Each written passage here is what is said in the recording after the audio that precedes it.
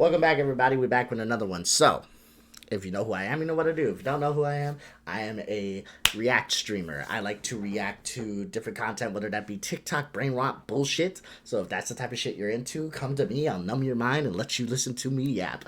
And I also like to talk about basketball and shit like that. So if you like some basketball insight, I react to basketball creators, and I also get my own insight on whether that's breaking news or whatever the case may be. So with that being said, today we're going to talk about some basketball shit. We're going to talk about the Lakers. I see this post by the Low Post. He made a video a week ago saying that the Lakers are a championship team. And he's probably going to talk about exactly what the Lakers need in order to become a championship team. And this is what I said, and I got flamed for when I had my crash out video. I'll tag that at the end of this video. I had my crash out video. Listen, when it comes to the Lakers, I do not think they have enough. But now I'm even more scared as far as Luka goes. This was made a week ago, okay? So he's probably going to just talk about, like, as far as what the Lakers need. And I want to talk about the Luka aspect of it. I understand that the Lakers play today. They play the Blazers at 9 p.m. for me because I'm in the Central Time Zone. And we're going to see what happens from there. But as far as, like, Luka, why am I nervous, you say? He seems timid. I watched the game because I got League Pass. Yeah, no, I got League Pass for free. I don't know if you guys remember when it was like a code for Jason Tatum and it fucked up. And yeah, I got League Pass for free. I don't know for how much longer. I need to make sure I cancel that subscription because I ain't trying to get charged. But besides that, I watched Luka play. I'm going to keep it a bean with you guys. I'm going to be honest. He seems timid. He seems like he made a shrug, right? When he hit a shot, he made like this he had this like look on his face like finally, like oh, finally. But like he just seems like his confidence is not there, and that makes me nervous. Especially if you're a Lakers fan, you should be nervous. But if you're a basketball fan in general, you should be nervous. One thing people got to understand is we talk about Luka being one of the greatest players to step on the court, and that could be true. Right now, one of the greatest players in the league right now has the possibility to maybe even finish top 20, top 15 all time, depending on how his career goes.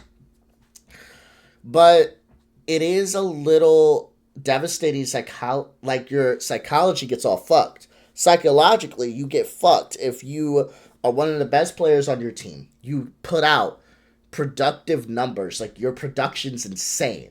You're the reason that your team gets to the fucking finals. You're the reason that your team is competitive, you know? As a young buck, you are fucking going toe-to-toe with Paul George and Kawhi Leonard, you know, in their prime, in their powers. And you taking them on and beating them. But you get traded away. Like, we're talking about the injury part of it. We're talking about the defensive liability part of it. We even talked about, his conditioning may not be the best, but it can get fixed. And hopefully, he goes under LeBron and he's able to learn from him and get that fixed. But one thing that's a little bit of a red flag and a little bit scary is we didn't really think about the psychological part of it. Now, this could just be some rust. I could end up eating crow after tonight's game, I was going to wait to make this video till after tonight's game, but again, I have something called a job. It's stupid. It's dumb. Never get one, guys. But I just don't have enough time this weekend to make this video beforehand, so it would be way after the fact, and I just want to talk about this before this video gets too old to see what Lowe has to say as far as what the Lakers need. But, yeah, I mean, the Lakers could end up blowing out the Trailblazers, and Luka could drop a fucking triple-double. This is a back-to-back, so I don't think LeBron's going to play. And Luka could fucking drop 30, 10, and 10, and I could eat crow. And I could be like, damn, okay, maybe I was just wrong. And I want to be wrong, by the way. I'm just nervous because the psychological part of that could be there. What if he's just like, fuck, my production was insane. What if I'm not able to match that same production here at the Lakers, and then the Lakers end up not wanting me or not wanting to sign me? Because keep in mind, he's a free agent as of this summer, right? That's the reason the Mavs got rid of him, because they didn't want to give him that Supermax deal. So it's kind of scary for him mentally to be like, fuck, what if I'm not able to match these numbers and I'm not able to even get a good contract because I wasn't able to get the numbers that I even produced out there in Dallas. I'm not the player that I was. You know, it can mess with you psychologically when you are playing amazing and you just get shipped off. It's like, fuck, am I really amazing then? They keep talking about my conditioning. Is that a problem? But we'll see. I didn't like how timid he looked. It looks like he doesn't know what to do with the ball when he gets it at times. But again, this could just be rust. He's getting off an injury, All-Star weekend, all that I understand. What I really want to see is that Dallas game. I believe they play Dallas next week, if I'm not mistaken. That's right, next Tuesday. I really want to see this Dallas game. This is going to tell me what I need to know. Because if Luka is Luka, he's going to snap off on this game. But if he ends up getting a game like he got yesterday, where it's like just 14, 13 points, 12, 11 rebounds, a few assists, not that good from three, not that good from the field, it's going to make me a little nervous as far as Luka and his future with the Lakers. But enough yapping out the way, huh? All that yapping out the way, let's get this shit started. Let's look at the low post. The Lakers on a championship team. Full screen, 1.25 speed. Let's roll.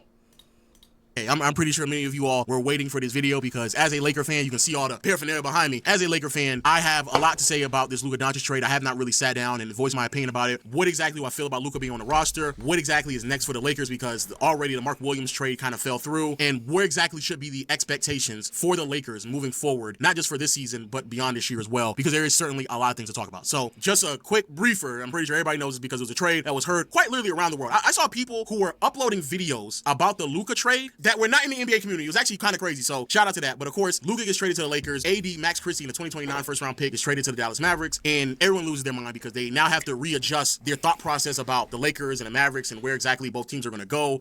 Again, I'm not going to yap too much right away. You guys know I'm going to yap. But this trade was just... The reason why it was stupid was, again, I don't like people talking about Anthony Davis like he was a scrub. It's just the fact that you got AD and Max Christie for an insane generational talent, you know? So that's why it's a little beard scratching for me, you know? Head scratching for y'all, because y'all got good hairlines, but beard scratching for me. And in particular, for the Lakers, what exactly does this mean? Now, as a fan, I have to say, originally I was happy, I was grateful, like, oh my God, they did it, but I am kind of split and torn. The only reason why, and I don't want to seem like I'm an ungrateful fan, but the reason why, and this is why it's also just so hard to be a fan in today's game, in this era, you get emotionally invested into these teams, to these players, who they are, and everything gets flipped upside its head just one day's time when a team decides to trade a 25-year-old superstar, right? So everything just changes. And this year for the Lakers, there was a lot of emotional investment into this team. The roster was structured in a way in which, as a fan, you had to believe that a lot of the answers that we were looking for last year were already on the roster and that JJ Redick was going to get the most out of these players. And as much credit that is not being given to the Lakers so far leading up into the All-Star break, the truth of the matter is I would very well argue that the Lakers are exceeding expectations, especially as of late. They really turned the season around. Post that debacle in the beginning of December where the Lakers lost by 40 points to the Miami Heat. Since that point in time, in the last 28, 29 games, the Lakers are 20-8 or 20-9, top 10 in offense, top 10 in defense, top 10 net rating as well. I'm doing a lot of this off the dome, so please forgive me, but effectively, they look significantly better than where they were in the middle part of the season and not getting enough credit for it. JJ Redick has been, I haven't said, a significantly better coach than Darvin Ham. All the questions about, oh, well, is he going to improve certain players and how is he going to coach? And early on in the season, people were keeping count of the record between those two coaches and now they're all of a sudden not doing it anymore. Let me be known and let me be clear. JJ Redick is a better head coach than Darvin Ham. The offense runs smoothly. No shit. Sky blue, scientist says. Water good for you, doctor says. Like, yeah, I'm not hating on love for this. It's just the fact that you had people literally say, actually, Darvin Ham is a pretty fucking good coach. It's actually just LeBron's fault. It's annoying, astonishing, and annoying. Players actually know what they need to do offensively. It's much more guided, much more concise, and also aids the strengths of a lot of players that's on the roster as well. So all of that works. Defensively, it's starting to turn the corner as well. Part of the reason why the Lakers have looked better on that side of the floor over the past 15 to 20 games, some of which has to do with the schedule being slightly weak with the offensive talent that they're going up against, but a lot of it has to do with the fact that they're experimenting way more with different defensive sets. They were operating in zones way more often, scram switching, making sure someone was backline, and effectively just not switching as often as they were in the beginning part of the season. This really aided the team in games in which Anthony Davis wasn't there, and just all around, the Lakers look looked really, really, really great. It genuinely felt as if like the Lakers were just one piece away from going to title contention conversations, in my opinion, especially if they were able to pull off the Miles Turner trade, even if it meant that they gave up like Rui and a couple of draft picks in the process. That's why I crashed out at the Luka trade. Because at the end of the day, you guys see who was on my wall back there. Alright? That's why I crashed out at that fucking Luka Doncic trade. Because at the end of the day, it's not because I don't like Luka. It's not that. I had some people kind of wilding out a little bit on my takes there. It's not because I don't like Luka. I was upset because I felt like the Lakers had more than enough to compete. They literally just needed a big man to roam with AD. That's it. That's it. I feel like they had enough to compete for a championship and take on Denver. And now I'm at the point where I just don't think they have enough. I don't think they have enough interior defense. I don't really know where Luka's mindset is right now. Like I said, I could eat crow tonight. But we'll see what happens. I don't even know what Luka's mindset is right now. And LeBron's just old. He's 40, dog. He's coming up on his last year of his contract next year. Now, LeBron, honestly speaking, he's always been the guy to finish his contracts. I can see him playing next year and finishing that contract, but he might retire next year. There's no guarantee that you're going to get decent pickups in the offseason. And even if you do, there's going to be a learning to play with each other, curve, chemistry. It's just frustrating. It was frustrating because it's just like, man, I don't know if a championship is in the near future. And knowing how the fucking Lakers are run, I'm not sure a championship's going to be there in the future. But hopefully, I mean, you got someone like Luka, just fucking build around him, but we'll see what happens. But this is why I crashed out a little bit. So I'm glad he's repeating my sentiment, not making me feel crazy. Which I do believe was going to happen if they were going to go down that path. Also, speaking of Rui, the idea that you could have gotten more out of Rui turned out to be true. I remember early on in the season or in the preseason, a lot of discussion of like, well, where's the extra production going to come from? And there was a lot of focus centered around Rui, Austin Reeves, Max Christie, and Anthony Davis, all of which have panned out. All of which. Shout out to Rob Pelinka for not rushing into a trade, trying to make moves while the stock of those players were probably as low as they were ever going to be last season, and making sure he brought in a head coach and prioritized those players. Regardless of what you want to say, hey, if you want to believe that LeBron or AD brought in JJ, that's fine. But the fact that Rob Pelinka prioritized those players when JJ stepped foot into this organization speaks volumes into how Rob really viewed all of them. Rui's playing the best basketball, in my opinion, in his career. Max Christie, before he got traded, was playing the best basketball. It's very frustrating knowing as a Laker fan that he was sitting on the bench last year because a lot of the 3D presence that we needed on this team from a wing perspective, and in particular having some upside as a POA as well, the fact that all of that was already on the team last year and Darvin Ham was burying him in the bench, very frustrating. Austin Reeves is really showing clear improvements as a ball handler, decision maker, shot creator, having moments where he can even handle the offense while LeBron and AD are not on the floor, did so against the Indiana Pacers about 2 or 3 games ago. All looked really, really great. And AD being prioritized as well. A lot of questions on AD fading in and out of offense, all that other nonsense, some of which I do believe is true, but a lot of it had to do with the fact that AD just was not being prioritized in the offense. And here we are now. JJ was able to get the most out of him. It was really, really great to watch. And honestly, I think the biggest takeaway from the season was that LeBron, probably for the first time in his career, was able to step off the floor and the team was still winning. LeBron was being less ball dominant. Team was still winning. LeBron across the board numbers were down. Team was still winning. So LeBron didn't have to be as much of a part of this offense for them to still execute at a very high level. So all that was working really, really well. And that's what you need. You don't need LeBron at 40 years old to be the headliner of your team. The Lakers end up winning the championship next year. I don't think it's going to happen this year. I don't. I could be proven wrong because Luka is a great player. So you put 2 great players together, they'll figure it out. But end of the day, LeBron is 40. They don't have a big man, at least a good one. But they may be able to get a couple pieces in the offseason. We can see what they do next year. But if they do end up winning a championship, whether that be this year or next year or even getting there or even contending, it's not going to be on the back of LeBron. Like, if they win a championship, LeBron probably should not be the finals MVP. It should be a Luka. Or, funny enough, even a Reeves. Like, LeBron shouldn't be the finals MVP because the back of the team should not be put on LeBron. He's 40. He's 40. He cannot give you the productivity that he gave you when he was 28, even if he is great and putting up good numbers right now. Anybody who knows ball or knows him knows that he's just not as productive on the defensive end as he was when he was younger or even just a few years ago. So, yeah, at the end of the day, hopefully LeBron can get himself another ring. But if it's going to happen, it's going to be off the back of someone like Luka and off the back of the team. But well, you get emotionally invested into it, then you make the trade, Luka comes in, and originally I was grateful, but then I became split. But the reason why I was grateful is because the big elephant in the room was, what was this team going to look like beyond the next 2 or 3 years? Because it felt as if like this is really just a 2 to 3 year window, with LeBron probably just going to work on a year-to-year basis until he retires, and AD being 31, looking at 32, he's also only going to have like 2 or 3 years left. And so as much as I would love to see it pan out, you trade for Luka, bring in someone who's going to address the elephant in the room, and that is, who is going to be the face of the franchise beyond this era of basketball that's really hard to find. And so now you have to shift into that direction. And in doing so, the Lakers immediately went for a big and Mark Williams, traded, I believe, too much draft capital as well as Dalton Connect. And unfortunately, that fell through because Mark Williams failed his physical. There was already concerns about his health, but the fact he failed it really speaks volumes. The Charlotte Hornets, as of right now, they claim that they love to have him back. They were so ecstatic that Mark Williams is back, but then they're also going to the to the NBA to try to figure out if they can still get rid of Mark Williams on the side as well, which really speaks volumes to where Mark Williams is as a player and his health, his ability to just play in many games. I talked about that a little bit too. They want him back so bad. They want him. They love him. But they're ready to dispute with the NBA. Like, hey, make them take him. We want him.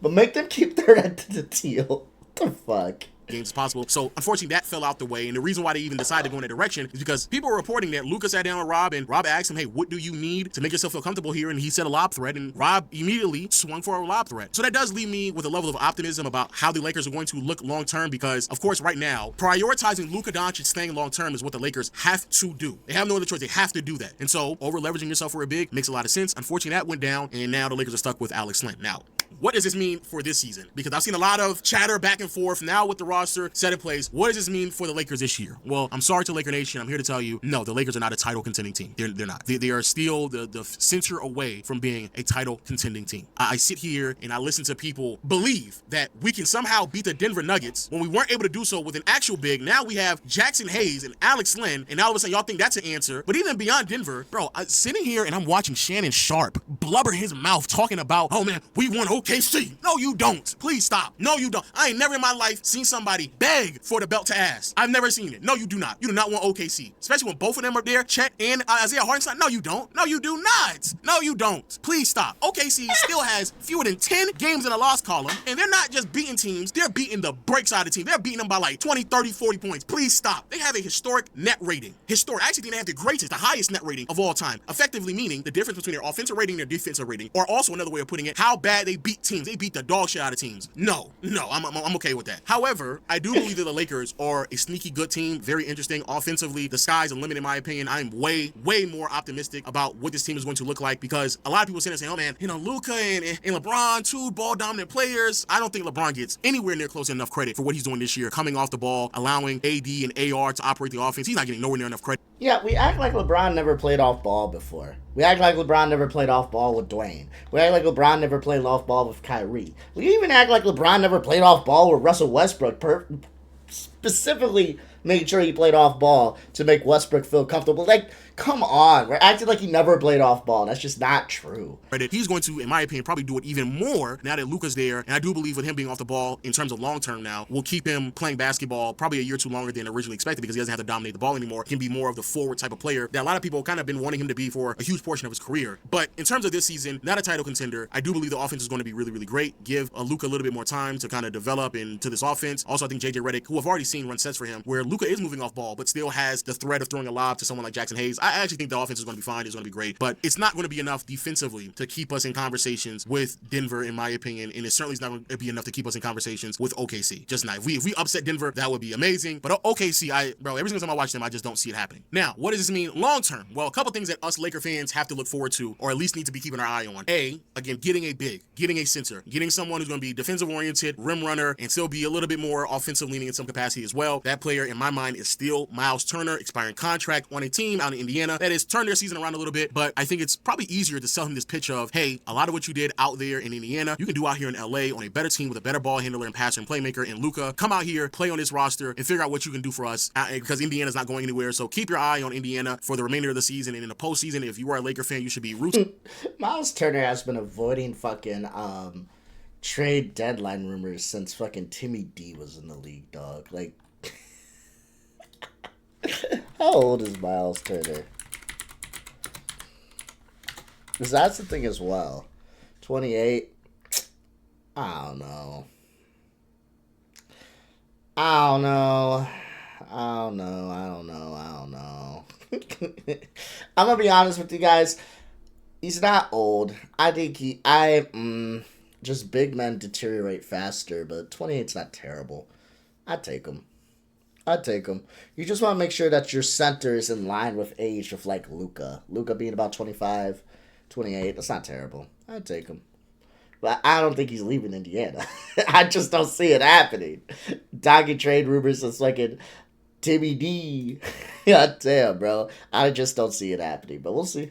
For the Pacers to get knocked out in the first round and doing so in embarrassing fashion, because that'll probably be even more incentive for Miles Turner to leave. If not Miles Turner, then of course Nick Claxton should also be available. I do love for the Brooklyn Nets that they held on to their players patient, waited until the offseason because there's more than likely going to be more pieces being traded, in particular draft capital. So that makes a lot of sense. But Nick Claxton on his roster, defensive-oriented player, nice rim runner to the basket, not the same size as a Miles Turner, and that kind of does concern me, but I do believe that he would obviously be a great addition to this team. Another reason why I think Miles Turner would be great is because of his size, but also because his three-point shooting not only gives you the pick and roll and pick and pop option, but also because he's a three-point shooter, there is definitely lineups in which we can run Vando alongside him, so that's a bit more viable of an option. So you can have crazy defensive lineups with DFS, Vando, and Miles Turner. That's something that you certainly want to do. Also, and I'm just going to say it, look for Rui to more than likely be traded. Rui is someone to kind of keep an eye on. He's been playing really great over the past like 5 to 7 games. Hopefully he continues to carry it on. His stock slightly improves. He's not making a significant amount of money. I honestly believe a lot of teams in the NBA would probably love to have him coming off their bench being a scoring punch. He's carved out a bit of a different game for the Lakers over the past year and a half. Three-point shooting, spot-up shooter in the corner. But let's not forget, post player, ISO scorer, coming off the bench, can really look really great against other teams' reserves. I do believe you pair a draft pick or two with him, you can probably get the players that you're looking for. And the other piece that the Lakers have to be looking for is someone to effectively replace Max Christie, which is crazy. It's crazy for me to say that. But yeah, Max Christie needs to be replaced. Even though DFS is a really good defender, so is Vando. And if we get someone like a Nick Claxton or a Miles Turner, that would also provide some defensive identity as well. But the truth of the matter is, Lakers need a POA. And that's been a problem with the Lakers since we lost Caruso and KCP back in the day. Have not been able to address that whatsoever. Having a backcourt with Luka, Reeves, or just having 3 players like Luka, Reeves, and LeBron on the floor at the same time, offensively, sounds amazing.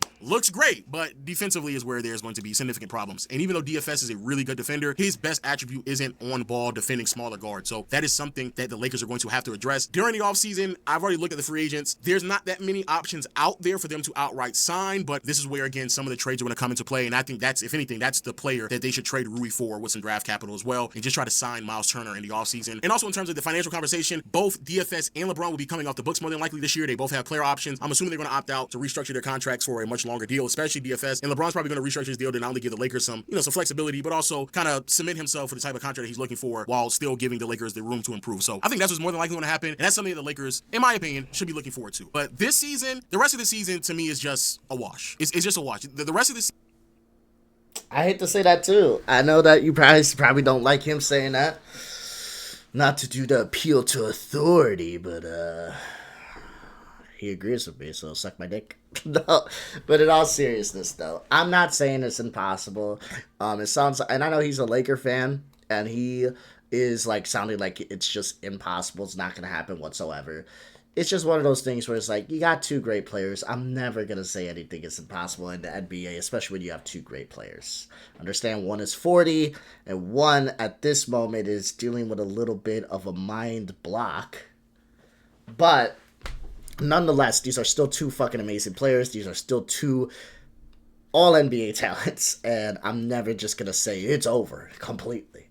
Let me see what Luka does tonight. Let me see what Luka does against the Mavericks. Let me see what the Lakers do. And they got like a 5-game stretch against Dallas, the Clippers, Nuggets. Let me see what they do at this 5-game stretch. If you tell me that the Lakers can go 3-2 in this 5-game stretch, we working with something. You tell me the Lakers can go 2-3, okay, might be a wash. 1-4 probably is a wash. 4-1, we working. We really working with something. But let me see what they can do in this 5-game stretch. I don't give a fuck what they do against the Trailblazers tonight. That's not gonna tell me nothing unless they lose. So they ended up losing to the Hornets, even if it was a close one. Unless they lose, that means they went on a 3-game losing streak to the Jazz, the Hornets, and the Trailblazers. That will not be a good sign. Then I'll go ahead and say this might be a wash. But what really matters to me is this Nuggets game. This Nuggets game is going to tell me what I need to know. This Nuggets game is something I want to look at. good shit. I'll be able to watch it.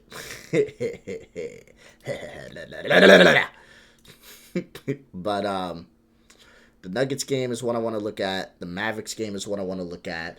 The Timberwolves game, and then these Clippers game. But really, it's going to break down to this Nuggets game. What's going to happen here? Okay? If you're telling me that Luka and Bron are able to overcome the Nuggets, even if it's just one game, okay. And if you're telling me they win this one, if they win these two, they could lose these 3 in a row. I'm dead serious. If they win these two, I'm going to be fairly confident. These 2 games, if anything, are the biggest ones to me. But we'll see. We'll see what happens.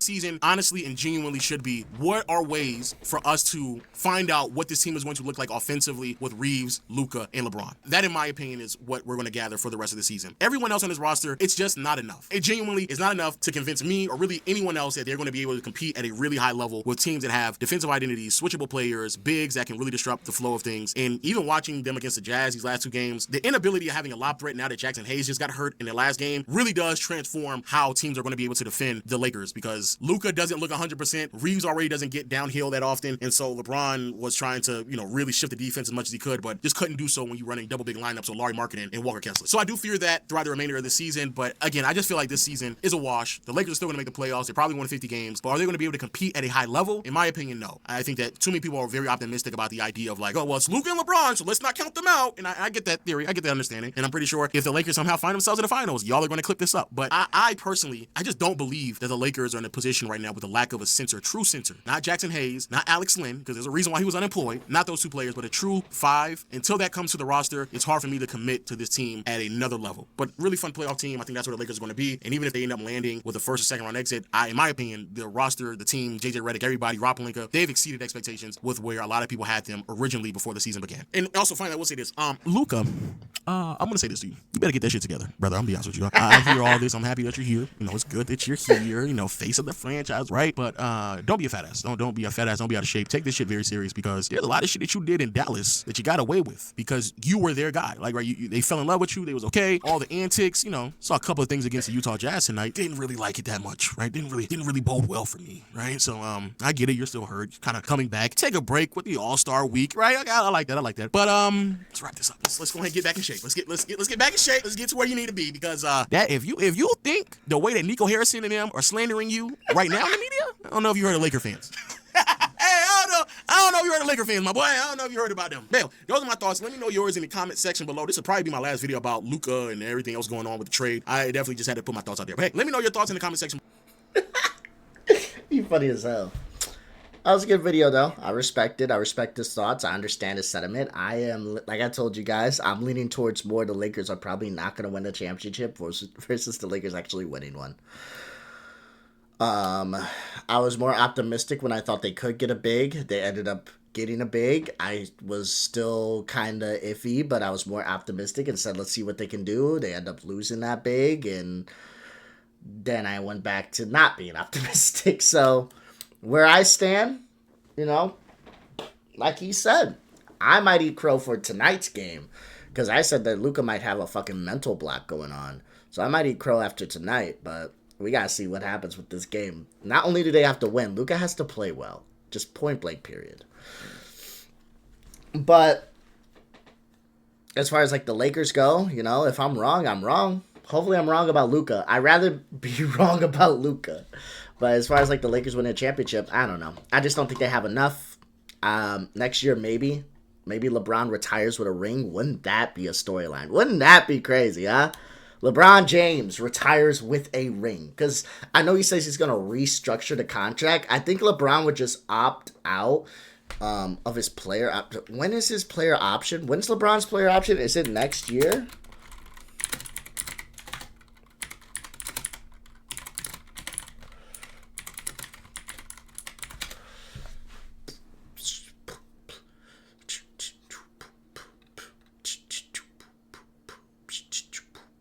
So it's this year. Okay. I think he's gonna. Here's the thing. I think he'll opt out so he can help the Lakers as far as like cap space goes. But I think he's only gonna play one season. I don't see him playing 2 more seasons. That's not going to happen. Absolutely not. He's 40 years old. I think next year will be his last season. I'm dead ass. I think next year will be his last season. I'll go ahead and clip that. If you haven't seen LeBron played, please go see him play next year. If you can see him play this year, try to. I know tickets can be expensive. I can't see him play this year. I can't afford that shit. But if you can see him play next year, do so. Definitely do so. Because I'm telling you guys right now, I don't care what type of contract he works out. Put me on the record. I think LeBron will retire next year. And I don't think he's going to ask for 2 more seasons. I think he'll ask for 1. And that'll be next year. But man, LeBron retiring with a ring. That'd be some crazy shit, huh? So what's up? I'm going to add this in right before the outro here. Not exactly where I'm gonna clip this up, but we'll see. But Luka ended up not playing this game, not playing against Portland. I guess he's out for injury management, which I'm not against. You know, I like that the Lakers are actually taking his injury seriously. I like that the Lakers are actually going to be looking after Luka, considering that is not what Dallas did whatsoever. Look at AD, for example. They don't give a fuck about no injury management. Motherfucker's out, and he shouldn't have been playing until after the All-Star game. So, nonetheless, though, LeBron is playing. So far, as far as like the score goes, I think it's like 4-3 last time I checked. We can go ahead and check that update live. 9-8. So it's still a close game, but we'll see if the Lakers are gonna end up pulling this game away. Again, they should win, even though Luka's not playing. That is still important to win this game, but that Denver game is gonna be extremely important. Really important to me. That Mavericks game is going to be very important to me. So we're going to see what he does this Saturday and Tuesday. Hopefully he's able to play both games. If not, at least the Mavericks one. For damn sure. He's definitely going to play that one. And we'll see what Luka's able to do. I'm pretty sure he'll end up playing both games since one is on Saturday and one is on Tuesday. So we'll see what Luka's able to do against Denver and able to do against the Mavericks. If they're able to pull away like 1-1, that'll be good. If they're able to win both games, that'll be dope. But if they lose both games, I'll be honest with you guys, I don't know how optimistic I would be. And depending on how he plays, that's going to play a big deal. But okay, I'm going to let the video play out now. Like I said, I'm going to insert this part just right in there towards the end of the video. Peace out. Y'all go see past Trey Fab now. But good video. Thanks for joining my content. If you like the type of content I make, you like what I talk about, like what I yap about, please like, comment, subscribe. Let me know what you want me to talk about, and I can do that, whether it be brain rot or basketball. And have a good day, y'all. Love ya. See ya. Peace out.